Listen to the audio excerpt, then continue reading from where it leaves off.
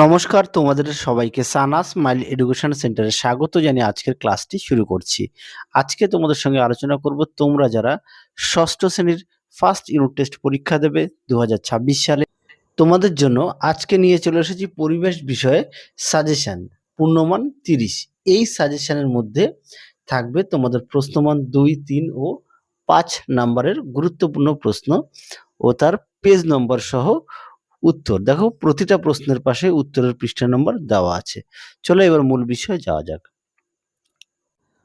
প্রথমে দেওয়া আছে প্রশ্নমান 2 অথবা 3-এর।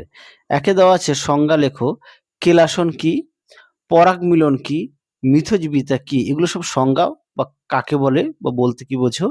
তারপরে দেখো পর্যাবৃত্ত ও অপর্যাবৃত্ত ঘটনা, হানি ডিউ কি, খুব গুরুত্বপূর্ণ প্রশ্ন।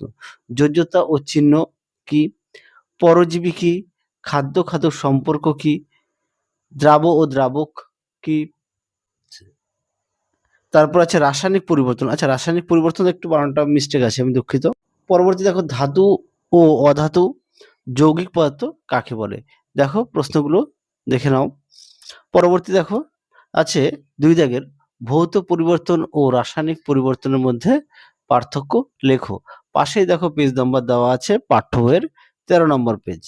3-এ আছে রেল লাইনে জোড়ার মুখে ফাঁক রাখা হয় কেন। এই প্রশ্নের উত্তরটিও পেয়ে যাবে পাঠ্য বইয়ের 36 নম্বর পেজে।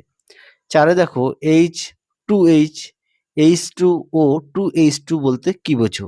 এই প্রশ্নের উত্তরটি পেয়ে যাবে রায় ও মার্টিন প্রশ্নবিচিত্রার 90 পেজের 6 দাগের। তোমাদের পাঠ্য বই ও রায় ও মার্টিন সহায়িকার বই থেকে উত্তরগুলো দেখাচ্ছি। পরবর্তী দেখো 5-এর এক টুকরো ম্যাগনেসিয়াম ফিতাকে আগুনে ধরলে কি তৈরি হবে লেখো। এটা পেয়ে যাবে 86 পেজের 12 দাগে।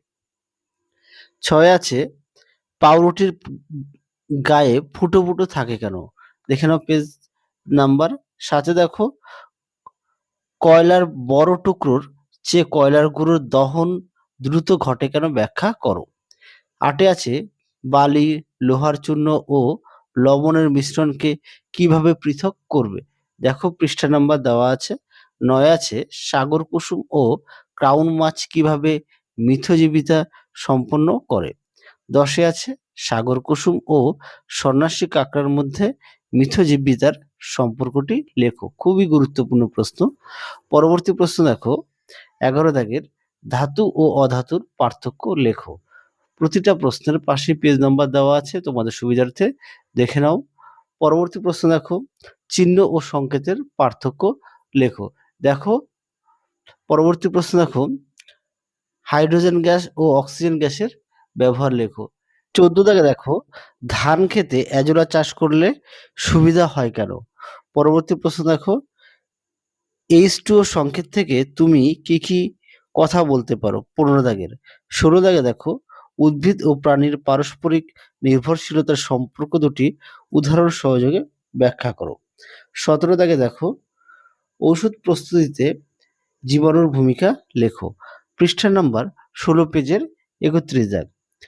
পরবর্তী প্রশ্ন দেখো উপক্ষার কি এবং এর ব্যবহার লেখো। 19 দাগে দেখো সদ্য কাটা আপেল খোলা হাওয়ায় বাদামি ছোপ ধরে কেন। পরবর্তী প্রশ্ন দেখো 20 দাগের বড় বড় ঢেলার চেয়ে সম ওজনের গুঁড়ো ধুনো তাড়াতাড়ি জ্বলে ওঠে কেন। খুব গুরুত্বপূর্ণ প্রশ্ন। পরবর্তী প্রশ্ন দেখো এই প্রশ্নগুলি অবশ্যই খাতায় লিখে নিয়ে পড়বে এবং সমস্ত বিষয়ের পাঠ্য বই খুঁটিয়ে পড়বে, পাঠ্য বইয়ের দিকে গুরুত্ব দেবে। পরবর্তী দেখো পৃষ্ঠা নাম্বার 21, পরবর্তী কোশ্চেন 21 দাগের শালিক ও গন্ডারের মধ্যে কিভাবে মিথজীবিতা গড়ে ওঠে। 22 দাগে দেখো গরমকালে শিশির জমে না কেন। পরবর্তী দেখো 23 দাগের চিনিকে জলে গুলে দেওয়ার পর আর দেখতে পাওয়া যায় না কেন। খুব গুরুত্বপূর্ণ প্রশ্ন, তোমরা অবশ্যই ভালো করে পড়বে। পরবর্তী প্রশ্ন দেখো